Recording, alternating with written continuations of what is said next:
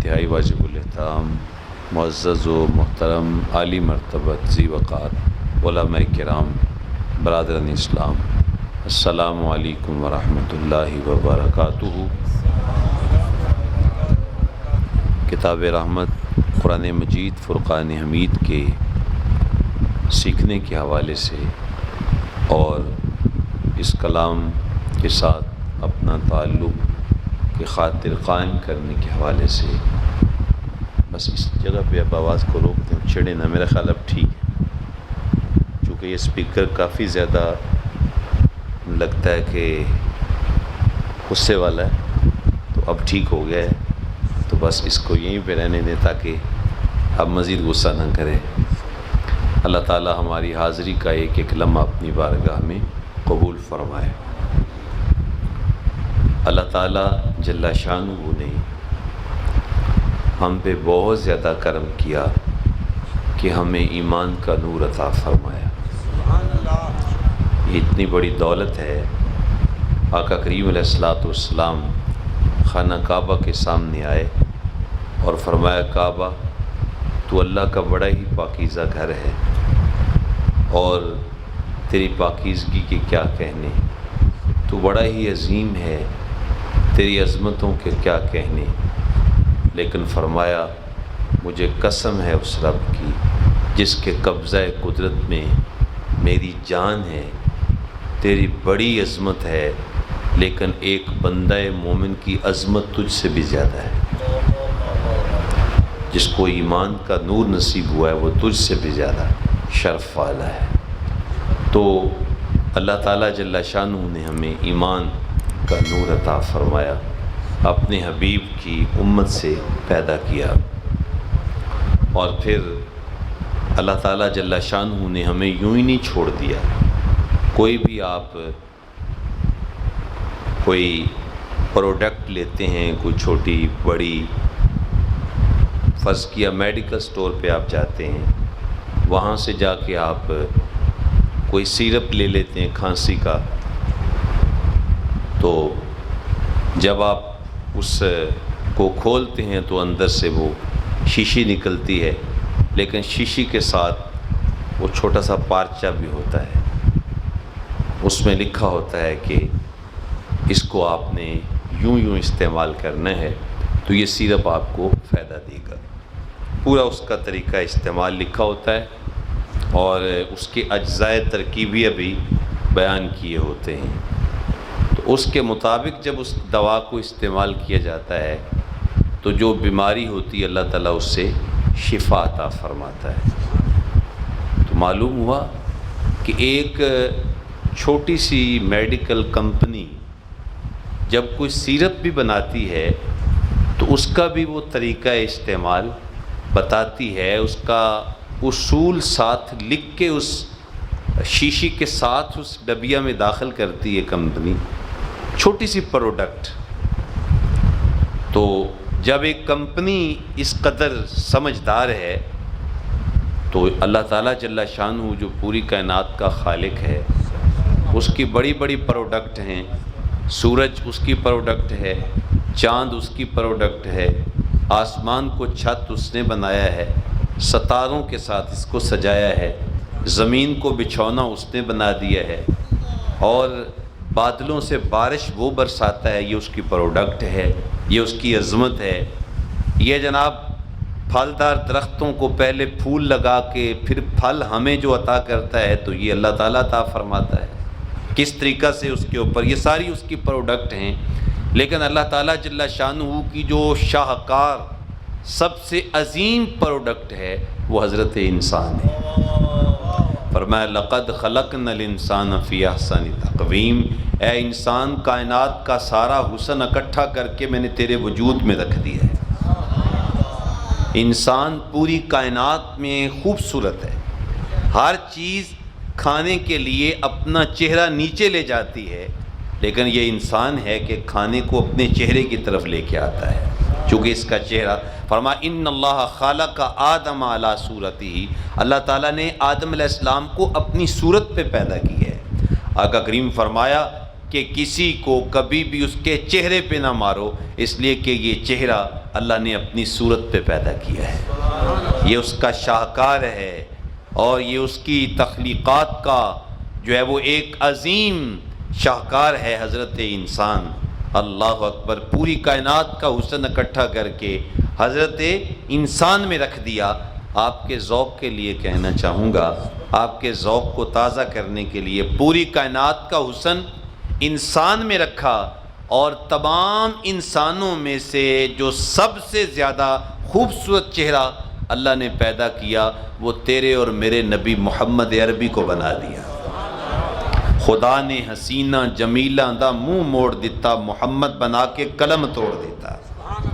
لکھاں آئے سونے دنیا تے پر محبوب خدا جیا کوئی نہیں، لکھاں سونے بن بن بیندے نہیں ہوندی خاکے پا جیا کوئی نہیں۔ تو یہ انسان، یہ اللہ کی شاہکار تخلیق ہے، سب سے عظیم مخلوق اللہ کی انسان ہے۔ تو ظاہر ہے اگر ایک فیکٹری کا مالک اپنی چھوٹی سی پروڈکٹ بناتا ہے تو اس کا بھی طریقہ استعمال بتاتا ہے، تو اللہ تعالیٰ نے اتنے خوبصورت مخلوق انسان بنا کے اس کو ایسے ہی چھوڑ دیا؟ اس کو کوئی زندگی گزارنے کا ڈھب نہیں بتایا، اس کو کوئی زندگی گزارنے کا طریقہ نہیں دیا؟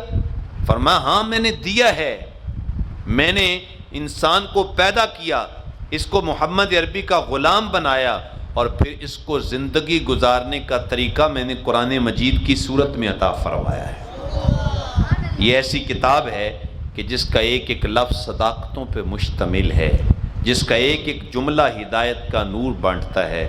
فرمایا الف لام میم، یہ حروف مقطعات ہیں، اللہ اور اس کے رسول کے درمیان راز ہیں۔ ذالک الکتاب، وہ بلند رتبہ کتاب، لا ریب فیہ، اس کی تعلیمات میں کوئی شک نہیں ہے، اس کی تعلیمات میں غلطی کا ہونا تو دور کی بات ہے۔ آج کوئی بڑے سے بڑا مصنف، بڑے سے بڑا رائٹر جب کوئی کتاب لکھتا ہے تو آخر میں اس کو اس کے سر ورق پر یا آخری صفحے پہ یہ لکھنا پڑتا ہے کہ جناب قاری صاحبان سے گزارش ہے، اگر اس کتاب کے کسی بھی موضوع اور عنوان میں کوئی غلطی نظر آئے، کوئی کتابت کی، پرنٹنگ کی یا کسی مفہوم کی، تو برائے مہربانی اس نمبر پہ اطلاع دے دیں تاکہ اگلے ایڈیشن میں اس غلطی کو ٹھیک کیا جا سکے۔ بڑے سے بڑا رائٹر یہ کہنے پہ مجبور ہے، لیکن قرآن مجید کے ماتھے پہ سر ورق پہ یہ لکھا ہوا ہے، غلطی کا ہونا تو دور کی بات ہے، غلطی کا شک بھی نہیں ہے، لا ریب فیہ، اس میں غلطی کا شک بھی نہیں ہے۔ اللہ اکبر، یہ ایسی بابرکت، ایسا عظیم کلام ہے جو صداقتوں پہ مشتمل ہے، اور اس کے اندر غلطی کی گنجائش نہیں ہے۔ کائنات میں کوئی انسان ایسا نہیں ہے جس کی کتاب میں غلطی کی گنجائش نہ ہو، سوائے اللہ کی کتاب قرآن مجید فرقان حمید کے۔ حضرت امام شافعی رحمۃ اللہ تعالیٰ علیہ نے اپنی ایک کتاب لکھی، اور اس زمانے کے اندر طریقہ ہوتا تھا کہ جب کوئی شخص کتاب لکھتا تھا تو پھر وہ اپنے ایک شاگرد کو کھڑا کرتا اور اس کو کہتا کہ ذرا اس کو میرے سامنے پڑھو۔ شاگرد کتاب پڑھتا، اگر اس کے اندر کوئی غلطی آتی تو استاد کہتا کہ یہ جملہ اس کو یوں تبدیل کر دو، اور اس غلطی کو درست کر دیتا۔ تو حضرت امام شافعی رحمۃ اللہ علیہ نے اپنے شاگرد کو کہا کہ بیٹا کتاب پڑھو۔ اب امام شافعی بڑا نام ہے، محقق ہے، اور ایک فقاہت میں اور ایک اجتہاد میں بہت بڑا نام حضرت امام شافعی رحمۃ اللہ تعالیٰ علیہ کا۔ تو آپ نے جب کتاب سنی تو کافی ساری غلطیاں سامنے آئیں کہ یہ جملہ یوں کر دو، اس کو یوں کر دو۔ تو جب ساری کتاب سے مختلف غلطیاں آ گئیں تو شاگرد کو کہا بیٹا آپ دوبارہ اس کو پڑھو۔ دوبارہ پڑھا گیا، جب دوبارہ پڑھا گیا تو نئی غلطیاں سامنے آ گئیں۔ فرمایا بیٹا اب اس کو پھر پڑھو، تیسری مرتبہ پڑھا گیا، پھر غلطیاں سامنے آ گئیں۔ کہا بیٹا پھر پڑھو، پھر پڑھا گیا، پھر غلطیاں سامنے آ گئیں، حتیٰ کہ شاگرد نے 100 مرتبہ اس کتاب کو پڑھا۔ ہر بار امام شافعی نئی غلطیوں پہ متنبہ ہوئے، نئی غلطیاں سامنے آئیں، لیکن اس کے بعد کہنے لگے اے میرے شاگرد، داہو، شافعی کی کتاب کو چھوڑ دو، یہ اس بات کا استحقاق نہیں رکھتی کہ یہ غلطی سے پاک ہو۔ کائنات میں غلطی سے پاک ایک ہی کتاب ہے، اور وہ اللہ کا کلام قرآن مجید فرقان حمید ہے۔ جس کا ایک ایک حرف صداقتوں پہ مشتمل ہے، ہدی للمتقین، اور یہ پرہیزگاروں کے لیے رہنما بن کے آیا ہے، رہنمائی دینے کے لیے آیا ہے۔ تو یہ کتاب، اس کے دامن میں روشنیاں ہیں، اس کے دامن میں اجالے ہیں، اس کے دامن کے اندر ہدایت ہے، اس کے دامن میں زندگیاں ہیں، اس کتاب قرآن مجید فرقان حمید کے اندر۔ لیکن ہم اس سے زندگی کیسے پا سکتے ہیں، اس کا جمال کیسے کشید کر سکتے ہیں قرآن مجید کا؟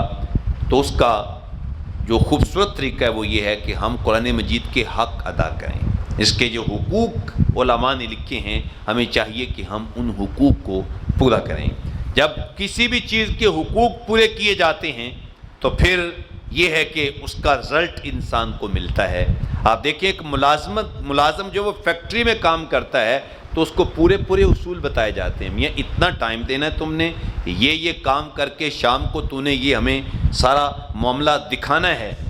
اگر تم اپنی ڈیوٹی پوری کرو گے تو پھر تمہیں جناب سال کی مہینے کی آخری تاریخ کو آپ کو اتنی تنخواہ ملے گی، آپ کو یہ رزلٹ ملے گا تنخواہ کی صورت میں۔ تو جب بھی کوئی بندہ کسی بھی عمل کے حقوق پورے کرتا ہے تو پھر اس کا رزلٹ ملتا ہے۔ لہذا اگر میں چاہتا ہوں مجھے قرآن سے روشنی ملے، آپ چاہتے ہیں قرآن سے آپ کو اجالا ملے، تو پھر اس کے حقوق کو ادا کرنا ہوگا۔ اب حقوق کیا ہیں؟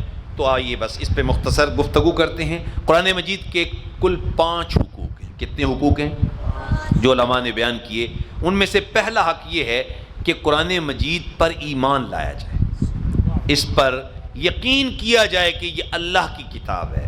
ایک تو ہے نا کہ میں زبان سے کہہ دوں کہ یہ اللہ کی کتاب ہے، اس کو تو ہم بہت سارا کچھ زبان سے کہتے ہیں لیکن وہ صرف حلق سے اوپر ہوتا ہے۔ نماز میں بھی ہم کہتے ہیں نا وَنَخْلَعُ وَنَتْرُكُ مَن يَفْجُرُ، یا اللہ جو بھی تیرا نافرمان ہے ہم اس سے تعلق ختم کر دیں گے، ہم اس سے بالکل قطع تعلقی اختیار کر لیں گے۔ اور پھر جب نماز سے باہر آتے ہیں تو ہماری دوستیاں پھر سب کے ساتھ ہوتی ہیں، پھر تو کسی کو بھی ہم نہیں چھوڑتے کہ یار یہ اللہ تعالیٰ کے حکموں کو توڑ رہا ہے لہذا اس سے میرا تعلق ختم ہے۔ زبان سے بہت کچھ کہہ رہے ہوتے ہیں لیکن وہ صرف زبان کی حد تک ہوتا ہے۔ اسی طریقے سے ہم کہتے ہیں اللہ کی کتاب پر ہمارا ایمان ہے، لیکن ایمان کیا یقین کی حد تک ہے یا کہ بس زبان سے کہہ لیتے ہیں؟ تو اگر یقین کی حد تک ہے تو پھر تو مبارک ہو، ایسا ہی ایمان چاہیے کہ اس پہ یقین ہو۔ لیکن یقین کی صورتحال کیسی ہونی چاہیے، اس پہ چھوٹی سی ایک مثال آپ کو دیتا ہوں کہ یقین کیسا ہوتا ہے، یقین کس کو کہا جاتا ہے۔ حضرت امام شبلی رحمۃ اللہ تعالی علیہ، آپ اپنے علاقہ سے کہیں کسی دورے پہ گئے، دین کے کسی کام کے لیے گئے ہوں گے، جب واپس پلٹ کے اپنے علاقے میں آئے تو پورے گاؤں کے لوگ گاؤں چھوڑ کے باہر صحرا میں جمع تھے، تو فرمانے لگے یہ کیا ہو گیا؟ تو کہا گیا کہ قحط سالی آ گئی ہے اور خشک سالی آ گئی ہے اور بارش نہیں ہوئی، بڑے ہمارے مویشی پیاسے مر رہے ہیں، کھیتیاں ہیں تو وہ خشک ہو گئی ہیں، تو اس لیے ہم صلاۃ الاستسقاء پڑھنے کے لیے آئے ہیں کہ ہمیں جو ہے وہ اللہ تعالیٰ بارش عطا فرما دے۔ اس صلاۃ الاستسقاء کا مطلب یعنی ایسی نماز جو بارش حاصل کرنے کے لیے پڑھی جاتی ہے۔ 2 رکعت نماز ہوتی ہے، وہ 2 پڑھ کے اس کے بعد پھر دعا کی جاتی ہے باجماعت نماز پڑھ کے، تو اللہ تعالیٰ کرم فرما دیتا ہے۔ تو امام شبلی رحمۃ اللہ علیہ نے فرمایا کہ واپس چلو جاؤ، تمہیں تو بارش نہیں ملنی۔ انہوں نے کہا حضرت ہم تو اپنا سب کاروبار چھوڑ کے بارش لینے کے لیے ہم باہر صحرا میں آ گئے ہیں، تو ہمیں بارش کیوں نہیں ملے گی؟ تو فرمانے لگے میں دیکھ رہا ہوں تم بارش سے بچاؤ کے لیے کوئی کپڑا نہیں لے کے آئے ہو، کوئی چھتری نہیں لے کے آئے ہو کہ بھائی جب ہم دعا کریں گے تو بارش آ جائے گی، تو لہٰذا بارش کا کوئی نہ کوئی بچاؤ تو ہونا چاہیے۔ لہٰذا تم جو کوئی چھتری کوئی کپڑا بارش سے بچاؤ کا اہتمام کر کے نہیں آئے، تم مانگنے کے لیے آ تو گئے ہو لیکن تمہیں اپنے رب کی ذات پہ یقین نہیں ہے کہ جب ہم مانگیں گے تو وہ ضرور عطا فرمائے گا۔ تو تمہارا یہ عمل بتاتا ہے کہ تمہیں یقین نہیں ہے، اور اللہ پر جب تک یقین نہ کیا جائے اس وقت تک اللہ اپنی نعمتیں نہیں عطا فرماتا۔ تو جب تک ہم قرآن پہ اللہ کا کلام ہونے کا یقین نہیں کر لیں گے کہ میری زندگی کا کل جمال، میری زندگی کی کل روشنی اس وقت میری زندگی میں آئے گی جب میں قرآن سے جڑ جاؤں گا، یہ یقین پیدا کر لوں گا، اس وقت یہ کیفیت مجھے نصیب ہوگی۔ لیکن جب تک یقین نہیں ہوگا اس وقت تک پھر وہی کیفیت ہوگی جو کہ آج کل مسلمانوں کی آپ کے سامنے ہے۔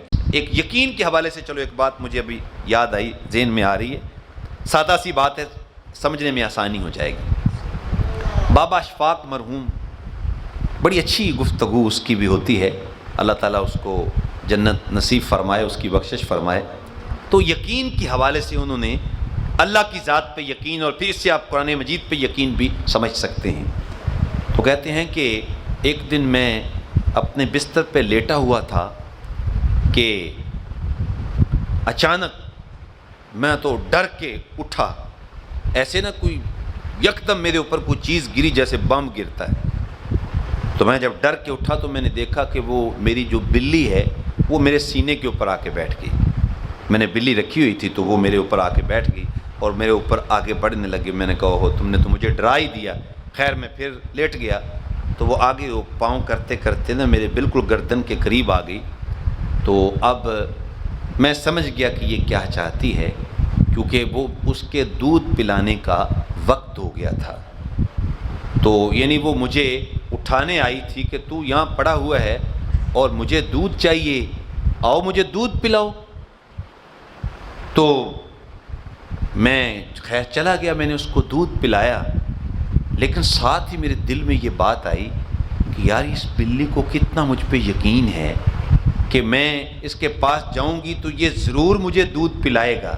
اور دیکھو کس انداز کے ساتھ میرے پاس چل کے آئی ہے، اور اس نے مجھے آ کے بیدار بھی کیا ہے، مجھے متنبہ کیا کہ جلدی آؤ مجھے دودھ پلاؤ۔ تو اس کو یقین ہے کہ یہ میرا خیال کرے گا۔ تو کہتے ہیں کہ بلی کو ایک انسان پہ اتنا یقین ہے، لیکن ایک بندے کو اپنے رب پہ اتنا یقین نہیں ہے۔ تو جب اپنے رب پہ یقین کر لیں گے، اس نے جو کلام دیا ہے اس کو اللہ کا کلام وہ دل کی اتھا گہرائیوں سے مان لیں گے، تو پھر اگلے حق بھی اس کے ادا کرنے میں ہم کامیاب ہو جائیں گے۔ اب اگلے حقوق کیا ہیں؟ قرآن مجید پر ایمان لانے کے بعد پہلا حق یہ ہے کہ قرآن مجید فرقان حمید کو پڑھا جائے، اس کی تلاوت کی جائے۔ اور تلاوت کا جو طریقہ بیان کیا گیا وہ یہ ہے، آقا کریم صلی اللہ علیہ وآلہ وسلم کو حکم دیا گیا وَرَتِّلِ الْقُرْآنَ تَرْتِيلًا، محبوب قرآن مجید کو ترتیل کے ساتھ پڑھیے۔ ترتیل کیا ہوتی ہے؟ مولا کائنات سیدنا علی المرتضیٰ رضی اللہ تعالیٰ عنہ ارشاد فرماتے ہیں کہ تجوید الحروف و معرفت الوقوف، کہ حروف کے مخارج کا پتہ ہو اور اس کے ساتھ ساتھ وقف کا علم ہو، کہاں رکنا ہے کہاں پہ نہیں رکنا، تو اس کو کہتے ہیں ترتیل۔ اب میں دیکھوں آپ دیکھیں کتنے لوگ ہیں جن کو حروف کے مخارج کا پتہ ہے کہ ہا اور ہا میں کیا فرق ہے، قاف اور کاف میں کیا فرق ہے، اسی طریقہ سے ثا اور سین میں کیا فرق ہے، عین اور حمزہ میں کیا فرق ہے۔ کتنے لوگ ہیں جن کو ان مخارج قاف اور کاف میں کیا فرق ہے۔ حالانکہ اگر قاف کی جگہ پہ کاف پڑھا جائے تو زمین و آسمان کا فرق پیدا ہو جاتا ہے۔ بس یہ تو سورہ اخلاص پڑھتے ہیں قل، اس کا معنی ہے فرما دیجئے، کہہ دیجئے، اور اگر اس کو چھوٹے کاف کے ساتھ کل پڑھیں اس کا مطلب ہے کھا لیجئے۔ تو مولا علی فرماتے ہیں، مولا علی کا نام آئے تو سینے میں ٹھنڈ پڑتی ہے، پڑھنی چاہیے، اس لیے کہ حضور نے ارشاد فرمایا کہ اے علی تجھ سے صرف مومن ہی پیار کرے گا، مومن کے سینے میں تیرا پیار ہوگا، منافق کے سینے میں علی تیرا پیار نہیں آ سکتا۔ اور فرمایا حضور نے مجھ سے عہد لیا علی تیرے بارے میں دل میں بغض صرف منافق ہی رکھے گا، مومن کے دل میں تیرا بغض نہیں آ سکتا۔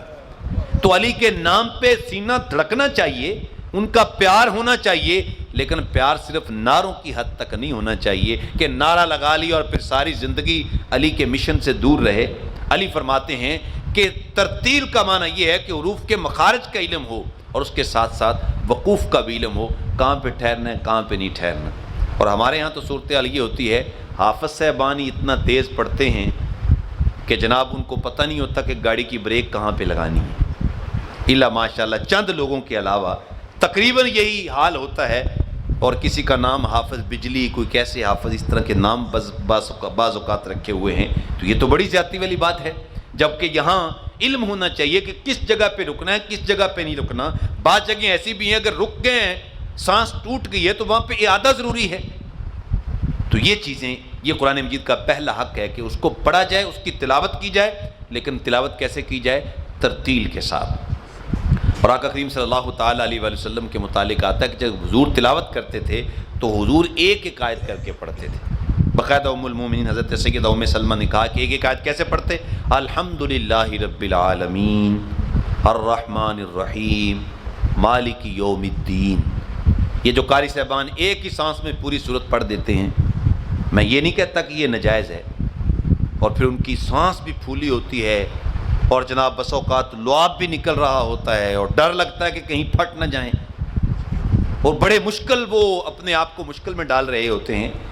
تو حضور کا طریقہ بہرحال یہ نہیں. آقا کریم اسلام ایک ایک آیت کر کے تلاوت کرتے تھے. یہ ام المومنین حضرت سیدہ ام سلمہ رضی اللہ تعالیٰ عنہ نے اس کو بیان کیا. تو پہلا قرآن مجید کا حق اس پر ایمان لایا جائے، دوسرا حق یہ کہ اس کی تلاوت کی جائے. قرآن مجید فرقان حمید کی تلاوت جو ہے وہ اس کا دوسرا حق ہے. اب ہم دیکھیں کہ ہم قرآن مجید کی تلاوت کتنی کرتے ہیں، اور صحابہ کرام کو دیکھیں وہ کتنی کرتے تھے. قرآن مجید کی کل 7 منزلیں ہیں. کتنی منزلیں ہیں؟ 7. کبھی ہم نے غور کیا کہ یہ 7 منزلیں کیوں ہیں؟ تو مفسرین فرماتے ہیں کہ اکثر صحابہ کرام روزانہ قرآن مجید کی 1 منزل کی تلاوت کرتے تھے اور 7ویں دن قرآن پاک مکمل کر لیتے تھے.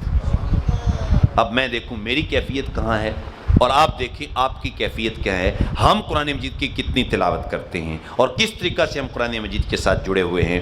تو ہمارے پاس وقت نہیں ہے کہ ہم قرآن مجید کی تلاوت کر لیں. تو میرے بھائی ہم نے عہد کرنا ہے کہ روزانہ کی بنیاد پہ ہم نے قرآن مجید کی تلاوت کرنی ہے، چاہے 2 رکوع کریں، لیکن تسلسل کے ساتھ قرآن پاک کی تلاوت کرنی ہے. علامہ اقبال علیہ رحمہ نے اپنے کسی جاننے والے کو لکھا تھا کہ جس شخص کو قرآن مجید کا ترجمہ نہیں بھی آتا، وہ تسلسل سے روزانہ اگر ناظر قرآن پاک کی تلاوت کرتا ہے، اس کے دل کا تعلق رسول اللہ کے قلب سے جڑ جاتا ہے. اور حضرت امام احمد بن حنبل رحمۃ اللہ تعالیٰ علیہ نے اللہ کی بارگاہ میں درخواست کی، مالک مجھے اپنی محبت ہی عطا فرما دے. کہتے ہیں اللہ تعالیٰ نے اتنی تجلیات فرمائیں، اتنے وفور ہوئے تجلیات کہ مجھے اپنے عقل کے زوال کا اندیشہ ہو گیا کہ کہیں عقل نہ چلی جائے. تو پھر میں نے عرض کی مالک مجھے اپنا قرب ہی عطا فرما دے. فرمایا اگر قرب چاہتے ہو تو قرآن پڑھا کرو، قرآن میں تمہیں میرا قرب نصیب ہوگا. تو لہذا جب قرآن کی تلاوت کریں گے تو جو ہے وہ رب ذوالجلال کا بھی قرب نصیب ہوگا اور آمنہ کے لال کے قلب کا بھی قرب نصیب ہوگا جب قرآن مجید فرقان حمید کی ہم تلاوت کریں گے. تو اس لیے قرآن مجید کی تلاوت کو اپنا معمول زندگی بنا لیجئے، اور ایک دن بھی ایسا نہیں ہونا چاہیے جس دن ہم قرآن پاک کی تلاوت نہ کریں. کہو انشاءاللہ تعالی قرآن مجید کی تلاوت کو اپنا معمول زندگی. تیسرا حق قرآن مجید فرقان حمید کا یہ ہے کہ اس کو سمجھا بھی جائے، اس کو پڑھنے کے ساتھ ساتھ سمجھا بھی جائے. حضرت سیدنا عبداللہ ابن مسعود رضی اللہ تعالی عنہ آپ ارشاد فرماتے ہیں کہ ہم جب قرآن مجید کی 10 آیات جو ہے وہ پڑھتے تھے تو ان کو سیکھتے تھے، ان کو ہم سیکھ لیتے تھے. تو قرآن مجید فرقان حمید کو سیکھا جائے، اس کو سمجھا جائے. آقا کریم صلی اللہ علیہ وآلہ وسلم نے ارشاد فرمایا کہ جو شخص فجر کی نماز کے بعد قرآن مجید کی 1 آیت کا مفہوم سیکھتا ہے، اللہ تعالیٰ اس کو ایک حاملہ اونٹنی مل جانے سے زیادہ فائدہ عطا فرماتا ہے. عرب کا قیمتی ترین جانور حاملہ اونٹنی، اور یہ سب سے قیمتی جانور ہے. تو آقا کریم اسلام ارشاد فرماتے ہیں کہ ایک حاملہ اونٹنی مفت کسی آدمی کو مل جائے، یوں سمجھ لیں کہ اس کی کمیٹی میں گاڑی نکل آئے پوری. ایک یہ کہ گاڑی نکل آئے، اس کا انعام نکل آئے گاڑی، اور دوسرا آدمی مسجد میں بیٹھ کر قرآن پاک کی 1 آیت کا مفہوم سیکھ لیتا ہے.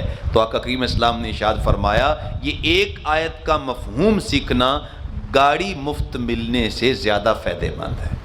اس لیے کہ وہ اللہ کی نعمت ضرور ہے، لیکن قرآن مجید سیکھنے سے دل میں شعور آئے گا. قرآن مجید سیکھنے سے دل کے اندر ایک بیداری پیدا ہوگی، ایک روشنی پیدا ہوگی. اور علامہ اقبال علیہ الرحمہ مجھے یہاں پہ یاد آئے، وہ کہتے ہیں ہر لحظہ ہے مومن کی نئی آن نئی شان، گفتار میں کردار میں اللہ کی برہان. کہتے ہیں مومن کی زندگی میں ٹھہراؤ نہیں ہے، اس کی زندگی میں انقلاب ہے، ہمیشہ اس کی زندگی میں تبدیلی آتی رہتی ہے. کل کا جو دن ہے آج کا دن اس سے بہتر اس کا ہوتا ہے، پھر اگلا دن اس سے بھی زیادہ بہتر ہوتا ہے، اس کے من کے اندر اجالے پیدا ہوتے رہتے ہیں. اچھا اب انسان کی زندگی میں تبدیلی کیسے آئے گی مومن کی زندگی میں، اور کیسے وہ اپنے اندر چینجنگ لا سکتا ہے؟ ایک تو یہ ہے کہ میں آپ کو بتاؤں جناب 1000 مرتبہ آپ سبحان اللہ پڑھیں، ایک 1000 مرتبہ الحمدللہ آپ اللہ اکبر کی تسبیح پڑھیں، درود شریف کا اتنا وظیفہ کریں، کرنے چاہیے وظائف، یقین اس کا فائدہ ہے، لیکن یہ ایک لمبا کام ہے۔ اگر آپ مجھ سے آسان طریقہ پوچھیں کہ کوئی جناب سوکھا طریقہ بتائیں جس سے ہماری زندگی کے اندر انقلاب آئے، روزانہ کی بنیاد پہ تبدیلی آئے، روزانہ کی بنیاد پہ ہم اللہ کا قرب حاصل کریں، ہم اللہ کے نیڑے ہوتے چلے جائیں روزانہ کی بنیاد پہ، تو آسان طریقہ یہ ہے تم روزانہ ایک آیت قرآن پاک کی سمجھو، اگر روزانہ کی بنیاد میں آپ میں تبدیلی نہ آئے تو فقیر کو پکڑ لیں، روزانہ شعور پیدا ہوگا۔ ایک آیت کی تفسیر روزانہ سیکھیں، ایک آیت کا مفہوم روزانہ سیکھیں، صرف 10 منٹ بھی ہو سکتا ہے نہ لگیں، لیکن آپ کی زندگی کے اندر تبدیلی آنا شروع ہو جائے گی اور زندگی کے اندر نئے اضافے ہونا شروع ہو جائیں گے، اس لیے کہ یہ کتاب جو ہے یہ انسان کو زندہ کر دیتی ہے، یہ زندہ کتاب ہے۔ کیا اقبال نے کیا خوب کہا، کتاب زندہ قرآن حکیم، حکمت لا یزال است قدیم، نسخہ اسرار تکوین حیات، بے ثبات از قوت و تشگیر الثبات۔ کہتے ہیں یہ ایسی زندہ کتاب ہے جس کی حکمتیں کبھی ختم ہونے والی نہیں ہیں، کہ پوری کائنات فنا ہو جائے گی، اللہ کی ذات باقی ہے، اللہ کا کلام قرآن مجید بھی باقی ہے، اور جو اس کے ساتھ جڑ جاتا ہے اللہ قیامت تک اس کو بھی بقا عطا فرما دیتا ہے۔ یہ قرآن مجید کی تلاوت، اس کے معانی و مطالب کو سمجھنا ہے۔ تو تیسرا حق یہ ہے کہ اس کے معانی کو سمجھا جائے کہ قرآن میں ہے کیا۔ جب تک کسی چیز کو سمجھیں گے نہیں اس وقت تک ہم اس پہ عمل نہیں کر سکتے، اور اس وقت تک ہم اس سے استفادہ نہیں کر سکتے۔ ابھی پچھلے درس میں یہ بات کر رہا تھا کہ آپ دیکھیں، آپ کے پاس اگر کسی دوست کا کسی بیرون ملک سے کوئی یہ موبائل پہ میسج آ جائے، اب تو پوری دنیا سے میسج 1 منٹ سے پہلے پہنچ جاتا ہے، آپ کے کسی دوست نے میسج بھیج دیا لیکن اس کی زبان چائنی زبان ہے، یا اس کی زبان فارسی زبان ہے، یا اس کی زبان عربی زبان ہے، کوئی بھی زبان ہے، میسج آیا ہے جناب، آپ نے کوئی اپلائی کیا تھا کسی ملک میں تو میسج عربی میں آ گیا، تو آپ مجھے بتائیں جب تک آپ میسج کو سمجھ نہیں لیں گے، چونکہ آپ کی زبان تو اردو آپ کو نہیں سمجھ آ رہی، لیکن جب تک آپ کسی اس زبان جاننے والے سے میسج کو سمجھ نہیں لیں گے آپ کو چین آئے گا؟ آپ کو جو ہے وہ نیند آئے گی کہ بیرون ملک سے جناب میسج آیا ہے، میرے دوست کا میسج آیا ہے؟ تو جب آپ سمجھ لیں گے تو فوری طور پہ اس پہ عمل کریں گے اور جناب واپس میسج بھیجیں گے اس کو۔ اگر خود نہیں لکھ سکتے تو اس زبان والے سے جو اس کو جانتا ہے لکھوائیں گے کہ جناب یہ میرے دوست کا میسج آیا ہے۔ یار اگر دوست کا میسج آ جائے تو جب تک اس کو سمجھ نہیں لیتے چین نہیں آتا، تو یہ قرآن جو اپنے رب کا میسج تیرے پاس آیا ہے اس کو سمجھے بغیر کیسے تجھے چین آ گیا ہے؟ اس کو جانے بغیر تجھے کیسے تو جو ہے وہ چین کی نیند سو جاتا ہے، اور تجھے کیسے جو ہے وہ بالکل اطمینان کے ساتھ تو زندگی گزارتا رہتا ہے؟ اور قرآن مجید جو ہے وہ مسجد کی الماریوں کے اندر بند پڑا ہوا ہے، اور مسلمان جو وہ زندگی کہاں سے سیکھ رہے ہیں؟ وہ کسی اور جگہ سے اپنی زندگی سیکھ رہے ہیں۔ تو یہ قرآن مجید فرقان حمید کا تیسرا حق یہ ہے کہ ہم نے اس کو سیکھنا ہے اور اس کے معانی و مطالب کو سمجھنا ہے کہ اس میں ہے کیا، اور اس کا سیکھنا مشکل نہیں ہے۔ فرمایا وَلَقَدْ يَسَّرْنَا الْقُرْآنَ لِلذِّكْرِ فَهَلْ مِن مُدَّكِرٍ، ہم نے قرآن یاد کرنے کے لیے بھی آسان بنایا ہے اور قرآن سے نصیحت حاصل کرنے کے لیے بھی اس کو آسان بنایا ہے۔ فَهَلْ مِن مُدَّكِرٍ، ہے کوئی جو اس کے قریب آئے؟ ہے کوئی جو اس کو سیکھے؟ ہے کوئی جو اس کو سمجھے؟ ہے کوئی جو اس کے ساتھ تعلق قائم کرے؟ اللہ اکبر! لیکن ہم نے اس کو آسان بنایا ہے، اللہ اکبر! تو تیسرا حق کیا ہے کہ ہم نے قرآن مجید کے مفہوم کو سمجھنا ہے۔ آقا کریم اسلام کا ایک فرمان سن لیجئے، حضور نے ارشاد فرمایا علموا الرجال سورۃ المائدہ وعلموا النساء سورہ نور، فرمایا جب تمہارے بچے ہوش سنبھالیں قرآن پڑھ لیں تو سب سے پہلے مردوں کو سورۃ المائدہ کی تعلیم دو اور اپنی عورتوں کو سورہ نور کی تعلیم دو۔ اب ہمارے اندر اس مختصر مجمع میں جو بڑا اچھا مجمع ہے قرآن کا نور لینے کے لیے آیا ہے، لیکن ہو سکتا ہے کئی ساتھیوں کو مائدہ کے لفظ کا ہی معنی نہ آتا ہو، لیکن میرے آقا صلی اللہ علیہ وسلم نے، آپ کے پیارے آقا صلی اللہ علیہ وسلم نے تو یہ فرمایا ہے کہ بچہ جب سمجھدار ہو تو اس کو سورۃ المائدہ پوری سکھاؤ، اس لیے کہ اس سورت مبارکہ کے اندر 22 فرائض کا ذکر کیا گیا، 22 چیزیں جو مجھ پہ آپ پہ فرض ہیں وہ صرف سورۃ المائدہ میں ذکر کی گئی۔ تو لیکن آج ہم نے کتنا قرآن سیکھا؟ حضور نے یہ حکم دیا کہ ان کو یہ جو ہے وہ سکھایا جائے، یہ سمجھایا جائے۔ تو اس لیے ہم عہد کریں کہ روزانہ کی بنیاد پہ قرآن مجید سیکھیں گے۔ کہو آمین، ذرا محبت سے آمین کہہ دو۔ اللہ آپ کی آمین میں برکت عطا فرمائے۔ اس کا چوتھا حق یہ ہے کہ قرآن مجید فرقان حمید کو جب ہم سمجھ لیں گے تو پھر جب تک اس پر عمل نہیں کریں گے اس کا کوئی فائدہ نہیں ہوگا۔ اللہ تو چوتھا اس کا حق یہ ہے کہ اس پہ عمل کیا جائے۔ تو حضرت عبداللہ ابن مسعود رضی اللہ تعالیٰ عنہ ارشاد فرماتے ہیں جب ہم قرآن مجید کی 10 آیات سیکھتے تھے پھر آگے نہیں بڑھتے تھے جب تک کہ 10 آیات پہ عمل نہیں کر لیتے تھے۔ تو جب 10 آیات پہ عمل کر لیتے تو پھر ہم آگے بڑھ جاتے۔ آقا کی صلوات والسلام جب مکہ المکرمہ سے ہجرت کر کے مدینہ آئے تو سب سے پہلی جو سورت اہل مدینہ کو پڑھ کے حضور نے سنائی وہ سورۃ المطففین تھی۔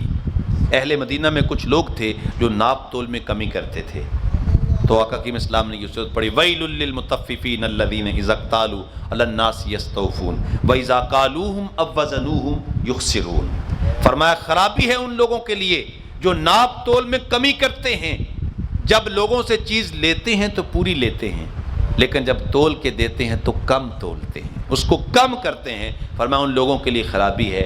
آقا کریم اسلام نے مدینہ طیبہ کے ایک مقام پہ کھڑے ہو کے اس سورت کی تلاوت کی۔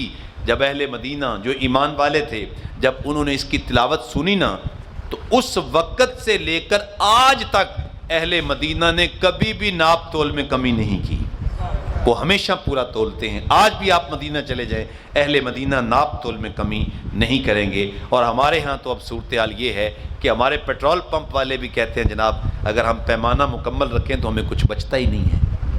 کہتے ہیں جی کوئی پمپ ایسا ہوگا کہ جہاں آپ کو پورے پیمانے پہ پیٹرول تیل ملتا ہو، اور کوئی جو ہے وہ کسائی ایسا ہوگا جو گوشت مکمل دیتا ہوگا، ورنہ عموماً یہی ہے کہ وہ ناپ تول میں کمی کرتے ہیں۔ اللہ اکبر۔ تو پھر عذاب تو آنا ہے، پھر مصیبتیں تو آنی ہیں، تو اس لیے قرآن مجید کا چوتھا حق یہ ہے کہ اس پہ عمل کیا جائے۔ علامہ اقبال نے بڑی خوبصورت بات کہی، وہ کہتے ہیں کہ یہ راز کسی کو نہیں معلوم کہ مومن، یہ راز کسی کو نہیں معلوم کہ مومن قاری نظر آتا ہے حقیقت میں ہے قرآن۔ یعنی کسی کو لوگ کہتے ہیں یہ صرف قاری ہے، یہ صرف قرآن پڑھتا ہے۔ فرمایا نہیں، یہ اس کا ظاہر ہے کہ یہ قرآن پڑھ رہا ہے، حقیقت یہ ہے کہ یہ سر سے لے کر پاؤں تک اس نے اپنے آپ کو قرآن کی تعلیمات کے رنگ میں رنگا ہوا ہے، یہ چلتا پھرتا قرآن ہے۔ اس کو دیکھ کے لوگ سمجھتے اچھا یہ ہے قرآن کا ماننے والا، یہ ہے قرآن پڑھنے والا، یہ ہے قرآن پاک کی تعلیمات پہ عمل کرنے والا۔ یہ جب ناپ تول کرتا ہے تو قرآن کے مطابق کرتا ہے، یہ اپنے بچوں کے ساتھ زندگی گزارتا ہے تو قرآن پاک نے جیسے فرمایا یا ایھا الذین آمنوا قوا انفسکم واہلیکم نارا، یہ اس کی عملی تصویر بن جاتا ہے۔ قرآن مجید نے 750 مرتبہ مختلف صیغہ جات کے ساتھ کہا کہ نماز قائم کرو تو یہ اس کی زندگی میں نظر آتی ہے، اور 32 مرتبہ قرآن پاک میں نماز کے ساتھ فرمایا زکوٰۃ ادا کرو تو وہ زکوٰۃ اگر اس کو مال دیا گیا اس کی زندگی میں نظر آتا ہے۔ قرآن مجید نے کہا ماں باپ کے ساتھ حسن سلوک کرو تو اس کی زندگی میں ماں باپ کے ساتھ حسن سلوک نظر آتا ہے۔ ماں باپ کی محبت، ماں باپ کا پیار اور ماں باپ کی خدمت میں یہ کوشاں نظر آتا ہے۔ آقا کریم صلی اللہ علیہ وآلہ وسلم نے کتنا خوبصورت قرآن مجید میں نظام دیا، فرمایا کہ اما یبلغن عندک الکبر احدہما او کلاہما فلا تقل لہما اف ولا تنہرہما وقل لہما قولا کریما واخفض لہما جناح الذل۔ فرمایا جب ماں باپ بوڑھے ہو جائیں نا تو پھر ان کی خدمت ایسے کرنی ہے کہ ان کے چڑچڑے پن پہ اف بھی نہیں کہنا۔ اگر ان کے مزاج میں تلخی آ جائے، بڑھاپے کی وجہ سے ان کے اندر جذباتیت پیدا ہو جائے، ان کو اف بھی نہیں کہنا۔ وَاخْفِضْ لَهُمَا جَنَاحَ الذُّلِّ، بلکہ ان کے لیے عاجزی کا بازو بچھا دینا ہے۔ کتنا خوبصورت قرآن کا، اتنا خوبصورت تو شاید کسی نظام کے اندر یہ بات موجود نہ ہو جتنی کہ قرآن مجید کے اندر یہ خوبصورت بات موجود ہے کہ جناح کہتے ہیں وہ پرندے کے پر کو جناح کہتے ہیں۔ پرندہ جب اڑتا ہے تو وہ اپنے پر پھیلا لیتا ہے تو اڑان بھرتا ہے پر پھیلا کے، لیکن جب وہ نیچے کی جانب آتا ہے تو پر سکیڑ لیتا ہے۔ تو اللہ تعالیٰ ارشاد فرماتا ہے اے میرے بندے جس کے والدین بوڑھے ہو گئے ہیں، جب تو باہر ہو نا تو تو پھر کیا ہے، تو بڑا بزنس مین ہے، تو ڈاکٹر ہے، تو کامیاب جناب کاروباری انسان ہے، تو مفتی شہر ہے، تو علامہ ہے، تو فقیہ ہے، تو جناب سائنسدان ہے، تو ٹیکنالوجی کا ماہر ہے، تو بہت بڑا افسر ہے، تو جج ہے، تو وکیل ہے، تو تیرے جو ہے وہ کاندھوں کے اوپر تیرے بہت بڑے سٹار لگے ہوئے ہیں، تو فوجی افسر ہے، تو جو کچھ ہے باہر سب کچھ ہے، لیکن جب تو گھر میں آئے نا تو یہ اپنے سارے منصب باہر ہی رکھ کے آیا کر، اور پرندے کی طرح پر کو سکیڑ کے اپنی ماں کے پاس، اپنے ابا کے پاس بچپن والا بیٹا بن کے آیا کر، عاجزی کے ساتھ آیا کر، اور وہ بچپن والا پتر بن کے آیا کر کہ جیسے تو اپنی ماں کے پاس آتا تھا، جیسے تو اپنے باپ کے پاس آتا تھا، عاجزی کے ساتھ تھا۔ اللہ اکبر۔ اور انسان جج ہے، مفتی ہے، قاضی ہے، وکیل ہے، بزنس مین ہے، وہ ڈاکٹر ہے، جب اپنے ماں باپ کے پاس آ کے عاجزی کرتا ہے نا، ان کے ہاتھ چومتا ہے، ان کے قدم دباتا ہے، تو جب واپس پلٹتا ہے نا گھر سے، تو اللہ پہلے سے زیادہ عزتیں عطا فرما دیتا ہے۔ اس نے نبی پاک علیہ السلام کی سیرت پہ بھی ایک کتاب لکھی ہے جس کا نام ہے عرب کا چاند۔ ہندو ہو کے حضور کی سیرت پہ کتاب لکھ رہا ہے، بڑی خوبصورت کتاب ہے۔ کتاب کیا ہے؟ سطروں میں چراغ رکھے ہوئے، آبگینے رکھے ہوئے ہیں، لفظوں کے حسن اس کتاب کے اندر ہے، اردو کے اندر ہے، آپ بھی اس کو لے کے مطالعہ کر سکتے ہیں۔ حضور کی سیرت پہ کتاب لکھی تو کسی نے کہا کہ تو نے مسلمانوں کی نبی کی سیرت پہ کتاب لکھی ہے، ان کا کلمہ پڑھ کے ان کا غلام کیوں نہیں بن جاتا؟ اتنا ان کو مان لیا کہ ان کی سیرت پہ کتاب لکھی، لیکن تو ہے ابھی تک ہندو ہی۔ تو اس نے کہا ہاں، جب میں نے مسلمانوں کی نبی کی سیرت کی کتابیں پڑھی اور امہات الکتب میں نے کھنگالی، تو میرے دل میں بھی جذبہ پیدا ہوا تھا کہ میں اس نبی کا کلمہ پڑھ لوں، لیکن جب میں موجودہ دور کے مسلمانوں کے کردار کو دیکھتا ہوں تو پھر میں کہتا ہوں میں ہندو ہی ٹھیک ہوں۔ اگر یہ کیفیت ہے ان لوگوں کی تو پھر میرے لیے ہندو ہونا ہی صحیح ہے، اس لیے کہ ان لوگوں میں تو کوئی ایسی چیز نظر، انسانیت نام کی چیز نظر نہیں آتی۔ اللہ اکبر۔ آج اگر کوئی بندہ بیچارہ کسی کا ایکسیڈنٹ ہو جاتا ہے اور اس کا خون بہ رہا ہوتا ہے تو اوپر سے آنے والے مسلمان اس کی مدد کرنے کی بجائے اس کی جیب سے بٹوا نکال رہے ہوتے ہیں۔ اللہ اکبر۔ تو یہ حالت پیدا ہوگی ہمارے ماحول کے اندر کہ ہم وہاں چیزیں چرا رہے ہوتے ہیں اور ہم وہاں بھی چوری کر رہے ہوتے ہیں، اور یہ ہماری کیفیات ہوتی ہیں۔ اور حج عمرہ کے لیے بھی لوگ جاتے ہیں تو وہاں بھی بسا اوقات جاتے ہوئے کرپشن کر رہے ہوتے ہیں، اور یہ جو لوگ حاجیوں کو بھیج رہے ہوتے ہیں، ایجنٹ جو ہوتے ہیں، یہ بھی کرپشن کر رہے ہوتے ہیں۔ کیوں؟ پاکستانی ہیں، یہ مسلمان ہیں، بھئی حاجی کی تو کم از کم خیال کرنا چاہیے۔ اللہ تعالیٰ جل شانہ نے ارشاد فرمایا حاجی جو ہے، جو حج کی طرف جانے والا ہے، یہ ایک معزز شخصیت ہے، اس کا احترام کیا جائے، اس کی عزت کی جائے۔ اور ہمارے لوگ مسلمان وہ حاجیوں کو بھی نہیں چھوڑتے، حاجی ان کے لیے وہاں جھولیاں اٹھا اٹھا کے بد دعائیں کر رہے ہوتے ہیں۔ تو پھر اس قوم کو کیسے وہ جمال نصیب ہوگا جو کہ ہمارے پہلے لوگوں کو نصیب ہوا؟ تو چوتھا قرآن مجید کا یہ کہ ہم اس پہ عمل کریں۔ عمل سے زندگی بنتی ہے، جنت بھی جہنم بھی۔ یہ خاکی اپنی حقیقت میں نہ نوری ہے نہ ناری ہے۔ عمل کرنا ہوگا، عمل کریں گے، کردار اختیار کریں گے تو پھر ہی وہ چیز ہمارے اندر پیدا ہوگی۔ تو چوتھا حق یہ کہ اس پہ عمل کیا جائے، اور پانچواں حق یہ ہے کہ قرآن مجید پر عمل کر کے پھر اس کے پیغام کو آگے پہنچایا جائے۔ آقا کریم اسلام نے ارشاد فرمایا بلغوا عنی ولو آیا، فرمایا کہ تم آگے پہنچا دو اگرچہ تمہارے پاس میری ایک آیت بھی آئے۔ اس لیے قرآن مجید فرقان حمید کا پیغام آگے پہنچایا جائے۔ تو یہ 5 حق قرآن مجید کے سب سے پہلے پھر سن لیجئے، اس پر ایمان لایا جائے، نمبر 2 اس کی تلاوت کی جائے، نمبر 3 اس کو سمجھا جائے، نمبر 4 اس پر عمل کیا جائے، نمبر 5 پھر اس کا پیغام آگے پہنچایا جائے۔